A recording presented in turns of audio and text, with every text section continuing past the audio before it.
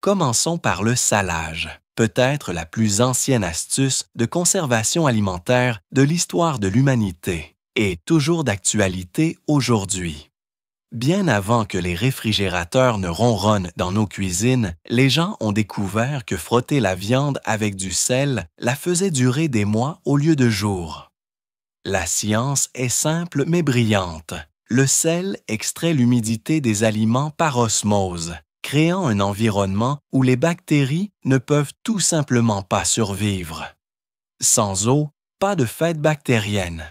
À l'époque médiévale, le sel n'était pas seulement un condiment, c'était de l'or liquide. Les gens parcouraient des centaines de kilomètres juste pour mettre la main sur ce précieux minéral. Les communautés côtières avaient un avantage énorme. Elles établissaient des étangs d'évaporation de sel le long des côtes, tandis que les habitants de l'intérieur payaient souvent des prix ridicules pour le sel transporté par les marchands. Certains marchands de sel médiévaux étaient si riches qu'ils pouvaient acheter des villages entiers, prouvant que vendre quelque chose qui empêchait la nourriture de pourrir était essentiellement la version médiévale de l'invention de Facebook.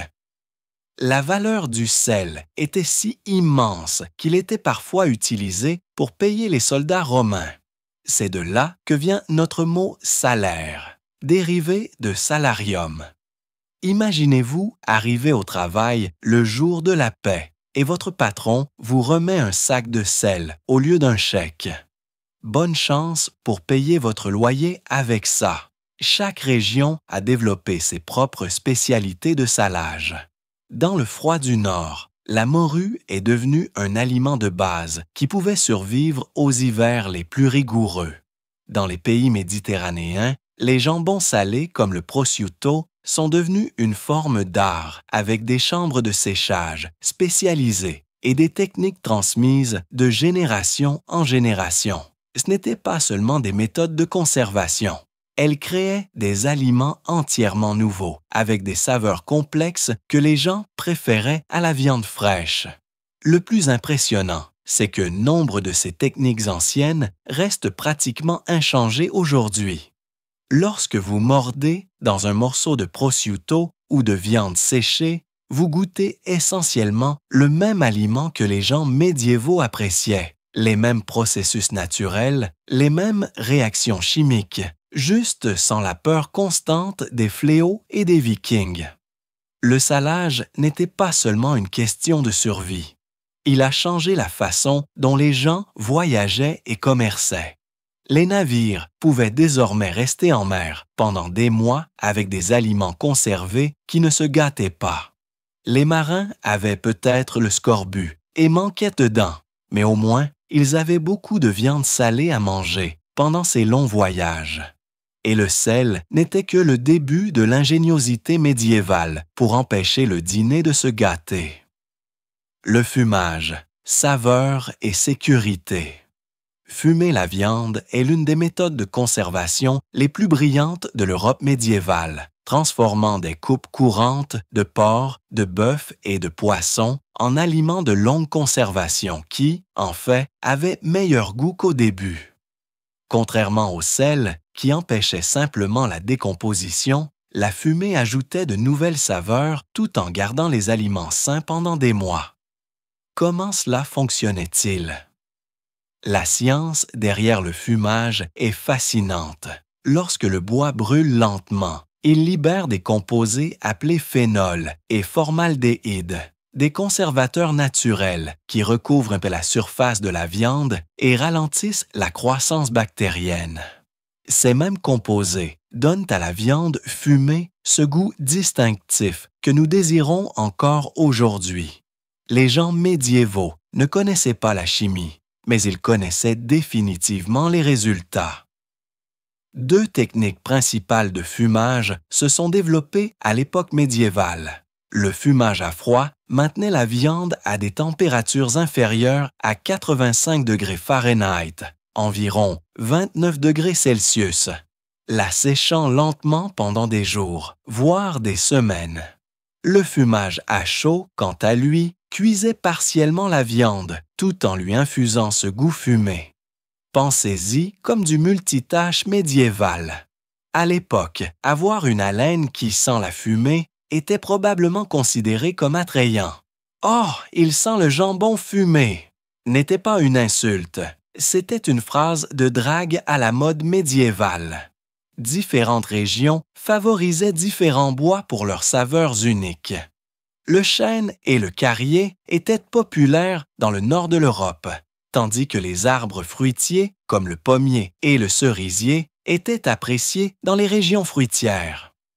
Les gens ont découvert que le type de bois utilisé changeait radicalement le goût du produit final, une découverte culinaire que nous chérissons encore dans les barbecues modernes. Les monastères sont devenus des centres inattendus de production de viande fumée. De nombreux moines médiévaux se sont spécialisés dans les techniques de fumage, créant des biens commercialisables qui généraient des revenus pour leur communauté. Certains monastères construisaient des fumoirs spéciaux avec des crochets suspendus au plafond où les viandes pouvaient être affinées pendant des mois. Ces moines ne conservaient pas seulement des aliments, ils développaient des traditions culinaires qui perdureraient pendant des siècles. La méthode de fumage a créé certains de nos aliments les plus appréciés. Le bacon, le jambon, le hareng fumé et le saumon fumé trouvent tous leurs origines dans les techniques de fumage médiévales. Ce n'étaient pas seulement des aliments conservés, c'étaient des délices. La prochaine fois que vous dégusterez une tranche de bacon, rappelez-vous que vous mangez essentiellement comme la royauté médiévale, juste avec moins de combats à l'épée à table. Le séchage à l'air, la simplicité efficace. Aussi efficaces que soient le fumage et le salage, les gens du Moyen Âge ont continué à développer des moyens encore plus ingénieux de conserver leurs aliments comestibles pendant les longs hivers et les récoltes imprévisibles.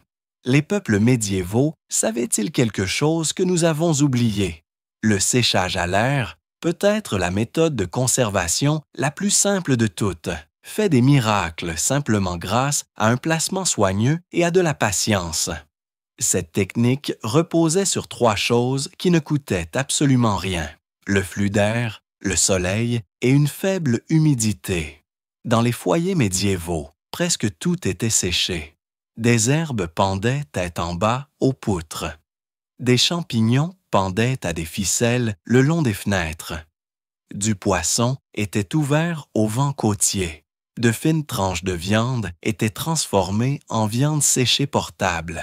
Et même des pâtes étaient séchées sur des grilles en Italie. Le processus était simple: retirer l'humidité et la nourriture durera des mois. Le plus grand défi était de tenir les insectes à distance. Les gens ont développé des solutions comme envelopper les aliments dans de la gaze ou les suspendre à des poutres de fumée élevées où les insectes ne pouvaient pas les atteindre. De nombreuses maisons médiévales avaient des coins de séchage spéciaux que les membres de la famille protégeaient de la même manière que les gens modernes protègent leurs mots de passe. Wi-Fi. Dans les régions plus sèches, comme le sud de l'Espagne, le séchage se faisait à l'extérieur. Mais dans les zones plus humides du nord, trouver le bon endroit intérieur faisait toute la différence entre des aliments conservés et des déchets moisis. Le plus impressionnant est le peu de changement de cette technique. Les salamis d'aujourd'hui, le jambon espagnol et la bresaola italienne utilisent presque exactement les mêmes processus développés à l'époque médiévale. La seule différence est que les gens médiévaux faisaient cela par nécessité. Alors que nous payons des prix élevés pour ces aliments artisanaux, le séchage à l'air nous apprend quelque chose de puissant. Parfois, la solution la plus efficace est aussi la plus simple. Pas d'équipement spécial, pas de chimie complexe, juste travailler avec la nature. Les glacières, réfrigérateurs naturels. Bien que le séchage à l'air fasse des merveilles lorsque les conditions étaient bonnes, les gens médiévaux avaient encore besoin de moyens de conserver les aliments pendant les saisons difficiles. Leur prochaine solution innovante impliquait quelque chose d'abondant en hiver, mais précieux en été. Avant les congélateurs électriques, les gens médiévaux ont créé leur propre système de stockage frigorifique appelé glaciaire. Ces structures ingénieuses permettaient aux communautés de garder les denrées périssables au frais pendant les mois chauds en utilisant de la glace récoltée pendant l'hiver. C'était le réfrigérateur de la nature et il fonctionnait étonnamment bien. Le processus de récolte de la glace commençait au cœur de l'hiver, lorsque les lacs et les étangs gelaient complètement. Des équipes coupaient de grands blocs avec des cises spéciales, puis les transportaient vers des glacières spécialement construites, où la glace était compactée hermétiquement et isolée avec des couches de paille, de sciure de bois ou de laine de mouton. Les glacières médiévales étaient des merveilles d'ingénierie, pour la plupart construites partiellement sous terre, où la terre maintenait naturellement des températures plus fraîches. Les murs étaient épais, souvent faits de pierre ou de terre compactée, avec de petites entrées pour minimiser l'entrée d'air chaud. Le livreur de glace médiéval avait le travail le plus froid de la ville. Littéralement, quand quelqu'un demande quel travail vous donnerait des frissons à l'époque, le gardien de glace gagne haut la main. Ces glacières pouvaient garder leur chargement congelé pendant des mois, parfois jusqu'à l'automne, 6 à 8 mois après la récolte. Les ingénieurs persans ont créé des versions encore plus avancées, appelées yakshaws, des structures en forme de dôme qui pouvaient garder la glace gelée tout l'été dans les régions désertiques.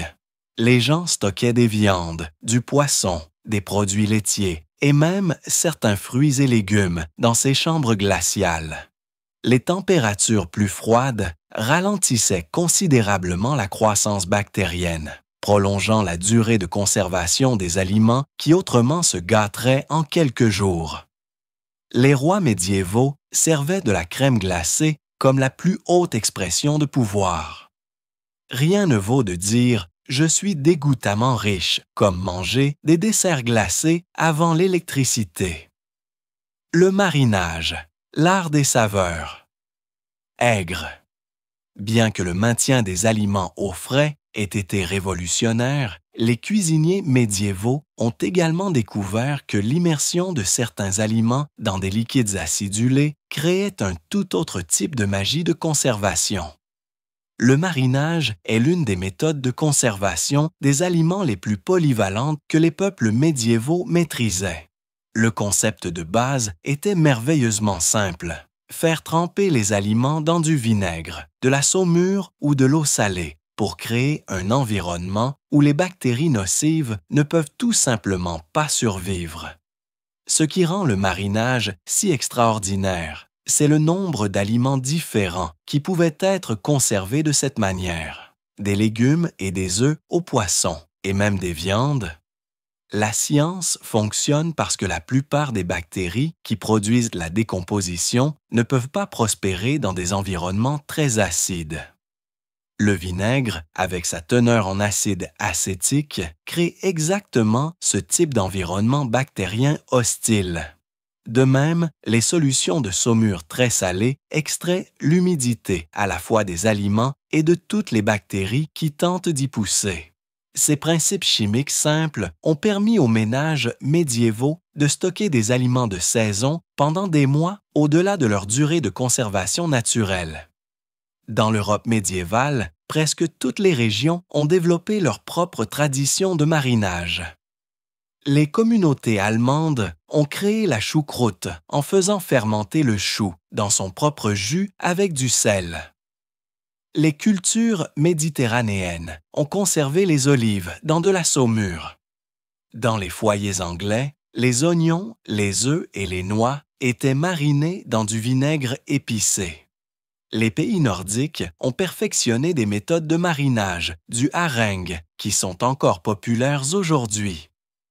Les marins médiévaux emportaient des barils de légumes marinés lors de longs voyages, non seulement pour la conservation, mais parce qu'ils aidaient à prévenir le scorbut.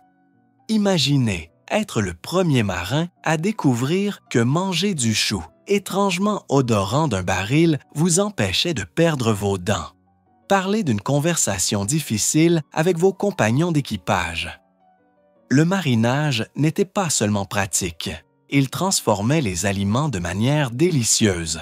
De nombreux produits marinés étaient considérés comme des délices plutôt que de simples nécessités. Les cours royales à travers l'Europe servaient des fruits et légumes marinés comme symbole de statut et importaient souvent des ingrédients exotiques spécifiquement pour le marinage. La Tour de Londres avait même des cuisines spéciales de marinage, où les cuisiniers royaux préparaient des conserves spéciales pour la table du roi. Les récipients de marinage ont évolué au fil du temps.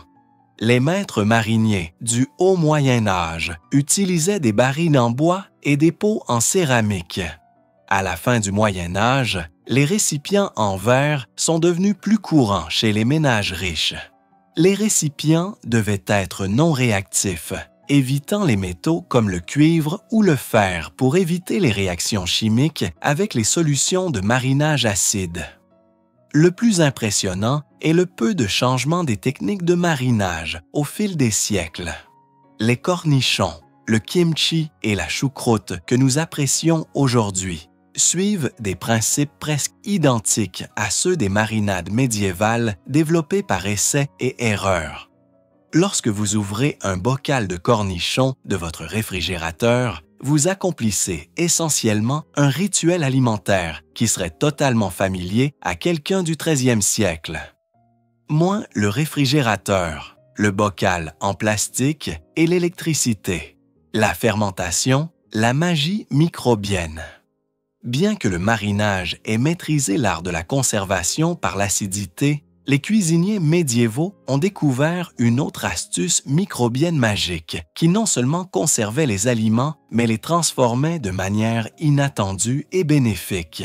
Beaucoup de gens aujourd'hui pensent que la fermentation est la même chose que la pourriture. Mais les gens médiévaux en savaient plus. La fermentation n'entraîne pas nécessairement la détérioration des aliments. C'est une transformation contrôlée qui crée quelque chose d'entièrement nouveau et souvent meilleur que ce avec quoi on a commencé. Cette technique de conservation a exploité le pouvoir des bonnes bactéries pour combattre les mauvaises, transformant les aliments courants en sources nutritionnelles durables. La pourriture, c'est ce qui arrive quand vous oubliez ce récipient au fond de votre réfrigérateur pendant 6 mois. La fermentation, c'est ce qui arrive quand vous créez délibérément les conditions parfaites pour que des microbes bénéfiques prospèrent. Les gens médiévaux ne connaissaient peut-être pas les bactéries par leur nom, mais ils comprenaient le processus remarquablement bien. Comment cela fonctionnait-il? Prenons l'exemple de la choucroute. Le chou était finement haché, mélangé à du sel, puis tassé hermétiquement dans des récipients pour éliminer l'oxygène. Le sel extrayait l'humidité du chou, créant une saumure naturelle où les bonnes bactéries prospéraient tandis que les bactéries nocives ne pouvaient pas survivre. Ces bonnes bactéries produisaient de l'acide lactique qui conservait les aliments et leur donnait ce goût acidulé distinctif. Les gens médiévaux fermentaient le lait pour faire du yaourt et du fromage, les jus de fruits pour faire du vin et les céréales pour faire de la bière et du pain. Chaque aliment fermenté avait sa propre communauté de microbes bénéfiques qui effectuaient le travail de conservation. Les boissons fermentées ont joué un rôle particulièrement important dans la vie médiévale. La qualité de l'eau était souvent douteuse, mais le processus de fermentation tuait les agents pathogènes nocifs.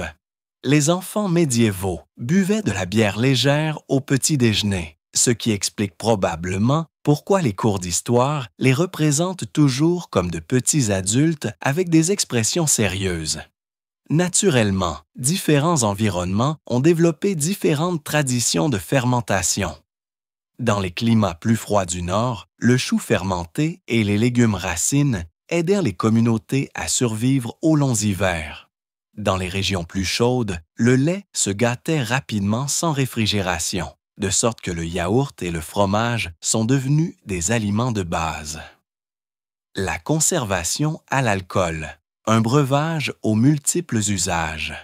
Bien que la fermentation fasse des merveilles pour la conservation des aliments, les gens médiévaux ont découvert une autre approche de conservation qui ajoutait à la fois de la saveur et des bienfaits médicinaux. L'alcool n'était pas seulement pour la boisson. Au Moyen Âge, c'était un puissant outil de conservation des aliments qui pouvaient faire durer des fruits, des herbes et d'autres produits périssables pendant des mois, voire des années. Du XIIe au XIVe siècle, les monastères et les maisons nobles ont perfectionné l'art d'utiliser le vin, la bière et les liqueurs pour conserver tout, des cerises aux herbes médicinales.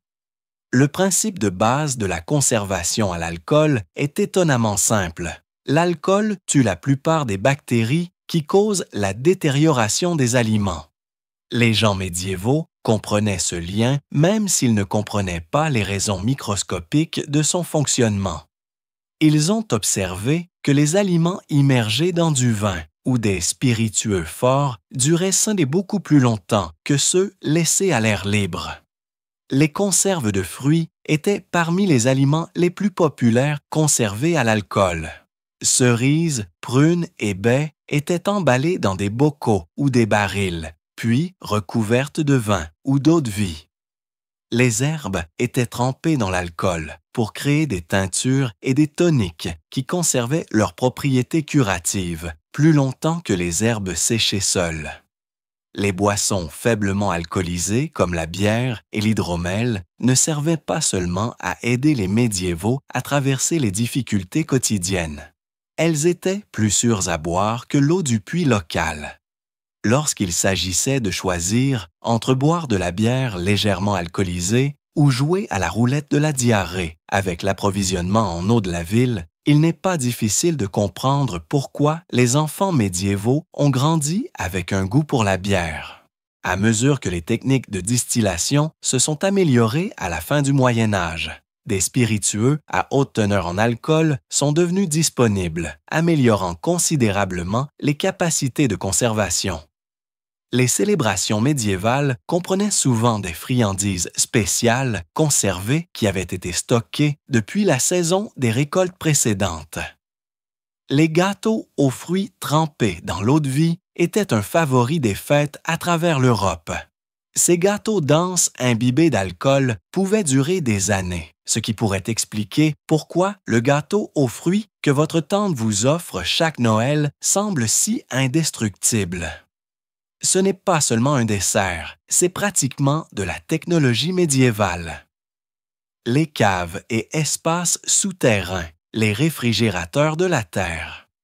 Bien que la conservation alcoolique soit excellente pour maintenir certains aliments viables à la surface, les gens médiévaux ont également développé des moyens ingénieux d'utiliser la terre elle-même comme un réfrigérateur naturel. Les caves et les espaces de stockage souterrains étaient la version médiévale des réfrigérateurs, utilisant les propriétés naturelles de refroidissement et d'isolation de la terre pour garder les aliments frais. Ces pièces souterraines ingénieuses maintenaient une température constante tout au long de l'année. Fraîches en été et isolées du froid en hiver, créant l'environnement parfait pour stocker de tout, des légumes au vin. La Terre maintient une température remarquablement constante à environ 2,5 mètres, 8 pieds, sous la surface, généralement entre 10 et 13 degrés. Celsius, 50 et 70 degrés Fahrenheit, 55 degrés Fahrenheit, quelle que soit la météo en surface. Les gens médiévaux ont tiré parti de ce phénomène naturel, créant des pièces partiellement ou entièrement souterraines pour la réfrigération naturelle. Dans les régions rocheuses, les caves à racines pouvaient être taillées directement dans les flancs de collines ou construites dans des grottes existantes. Dans les zones plus plates, elles étaient creusées dans le sol et renforcées avec des poutres en bois, des murs en pierre ou en briques. La plupart des conceptions comprenaient une petite entrée orientée au nord pour réduire l'exposition au soleil et comportaient parfois des bouches d'aération pour contrôler l'humidité. Les caves à racines médiévales étaient essentiellement des appartements pour la nourriture souterrain. Le loyer était bon marché, le contrôle de la température était excellent, mais les voisins étaient généralement des rats et le crapaud occasionnel. Les caves à racines stockaient plus que de simples légumes racines. Pommes, poires, choux, oignons et même œufs pouvaient durer des mois dans ces chambres froides. Le vin et le cidre bénéficiaient énormément des températures de fraîche constantes, développant de meilleures saveurs au fil du temps. Différents aliments nécessitaient différentes conditions de stockage. Certains avaient besoin de beaucoup d'humidité, d'autres d'un air plus sec. Les carottes pouvaient être enterrées dans un sol sablonux pour les empêcher de se dessécher, tandis que les oignons étaient suspendus aux poutres pour les garder au sec. Une cave à racines bien gérée pouvait faire la différence entre mourir de faim à la fin de l'hiver et avoir suffisamment de nourriture pour durer jusqu'au printemps.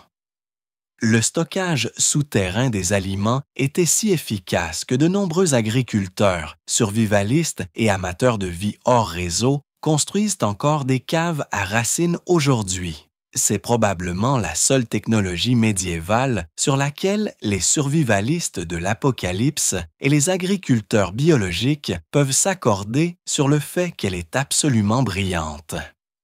La beauté du stockage souterrain était la façon dont il fonctionnait avec la nature plutôt que contre elle. La fromagerie, la transformation du lait. Mais pour certains aliments, même les conditions fraîches d'une cave à racines n'étaient pas suffisantes. Pour cela, les peuples médiévaux se sont tournés vers une autre technique de conservation remarquable, qui transformait l'un des aliments les plus périssables en quelque chose qui pouvait durer des mois, voire des années. Au Moyen Âge, le lait frais se gâtait rapidement, mais le transformer en fromage prolongeait sa durée de vie de mois, voire d'années. Cette transformation n'était pas seulement pratique. Elle créait des aliments entièrement nouveaux, avec des saveurs complexes, qui sont devenus des aliments de base de l'alimentation dans toute l'Europe. Sans réfrigération, la fabrication du fromage n'était pas seulement un choix culinaire, c'était une question de sécurité alimentaire essentielle. Le processus de fabrication du fromage médiéval commençait par du lait frais, généralement de vache, de brebis ou de chèvre. Le miracle était ici opéré par la présure, une enzyme provenant de l'estomac des veaux. Lorsqu'elle est ajoutée au lait chaud, la présure fait coaguler les protéines et former des grumeaux solides en quelques heures.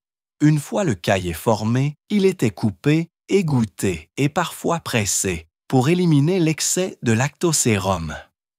Le sel était ajouté à la fois pour la saveur et la conservation, car il aidait à extraire l'humidité et à empêcher la croissance des bactéries nocives. Faire du fromage était un peu comme de l'alchimie médiévale, sauf qu'au lieu de transformer le plomb en or, on transformait un liquide qui se gâtait en un jour, en solide qui durait des années. De plus, vous pouviez manger les résultats, ce qui est plus que ce qu'on peut dire de la plupart des expériences alchimiques. C'est pendant l'affinage que la vraie magie du fromage se produisait. Les jeunes fromages étaient déplacés dans des environnements frais, souvent des grottes naturelles ou des fromageries spécialement construites, où ils se transformaient lentement en vieillissant. Pendant ce temps, des moisissures et des bactéries bénéfiques travaillaient sur le fromage, développant des saveurs complexes.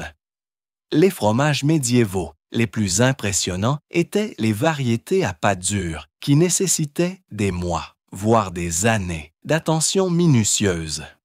Les fromages de type parmesan ont vu le jour à cette époque, certaines meules pesant jusqu'à 80 livres et vieillissant pendant 2 ans ou plus. Les caves à fromage médiévales offraient l'environnement parfait pour un long affinage. Fraîches, humides et naturellement isolées. C'étaient essentiellement des spas pour fromage où les meules pouvaient se détendre et mûrir à leur propre rythme, un peu comme les communautés de retraite modernes, mais pour les produits laitiers. Le plus étonnant, c'est que de nombreuses techniques de fabrication de fromage anciennes sont encore pratiquement intactes aujourd'hui. Le mouvement du fromage artisanal consiste essentiellement à redécouvrir des méthodes que les fromagers médiévaux reconnaîtraient instantanément. Cire chaude et graisse animale. Le sellage médiéval. Bien que la transformation du lait en fromage durable fût ingénieuse, les gens médiévaux ont développé une autre technique de conservation qui créait une barrière presque impénétrable entre les aliments et le monde extérieur. La cire chaude et la graisse animale servaient de conservateurs alimentaires médiévaux, créant des scellés hermétiques qui maintenaient les aliments frais pendant des mois. Ces méthodes simples mais efficaces empêchaient l'exposition à l'air, le principal coupable de la détérioration des aliments. Le scellement à la cire et l'emballage dans la graisse faisaient partie des dernières lignes de défense de l'arsenal de conservation médiéval, souvent utilisé après que les aliments aient déjà été traités à l'aide d'autres techniques. Commençons par le scellement à la cire. La cire d'abeille était le matériau le plus courant, extraite des ruches et fondue pour créer un liquide qui durcissait en une couche protectrice solide. Les cuisiniers médiévaux versaient de fines couches de cire fondues sur la surface des confitures, des gelées et des conserves pour créer un scellé hermétique. Une fois la cire durcie, elle formait une barrière qui empêchait la moisissure et les bactéries d'atteindre les aliments en dessous. La cire n'était pas seulement pour les confitures sucrées. Les fromages à pâte dure étaient souvent entièrement plongés dans la cire, ce qui créait une couche protectrice leur permettant de vieillir correctement, tout en empêchant la croissance de moisissures indésirables. Aujourd'hui, certains fromages, comme le Gouda, sont encore traditionnellement recouverts de cire. Le scellement à la cire était fondamentalement comme donner à votre nourriture son propre garde du corps personnel. Désolé, Monsieur Bactérie, vous n'êtes pas sur la liste des invités. Aucun dégât ne peut passer cette barrière cireuse. L'emballage dans la graisse fonctionnait sur des principes similaires, mais utilisait des graisses animales au lieu de cire. L'un des exemples les plus célèbres est le confit, une technique où la viande, généralement du canard, de l'oie ou du porc, était cuite lentement dans sa propre graisse, puis stockée entièrement immergée dans cette même graisse. La couche de graisse durcissait à basse température, créant un scellé qui maintenait l'air à l'écart de la viande. La magie de la conservation se produisait parce que la graisse crée un environnement sans oxygène, et les bactéries ont besoin d'oxygène pour se développer. Les viandes conservées de cette manière pouvaient durer des mois, parfois même des années, et développaient des saveurs et des textures uniques qui étaient considérées comme des délices. Le scellement à la cire et à la graisse de qualité alimentaire était essentiellement la version médiévale du scellement sous vide. C'est comme s'ils avaient inventé Tupperware 1000 ans plus tôt, juste sans la recherche des couvercles correspondants qui disparaissent mystérieusement. Ces 10 méthodes de conservation médiévales nous rappellent que parfois, les anciennes méthodes de conservation valent encore la peine d'être connues.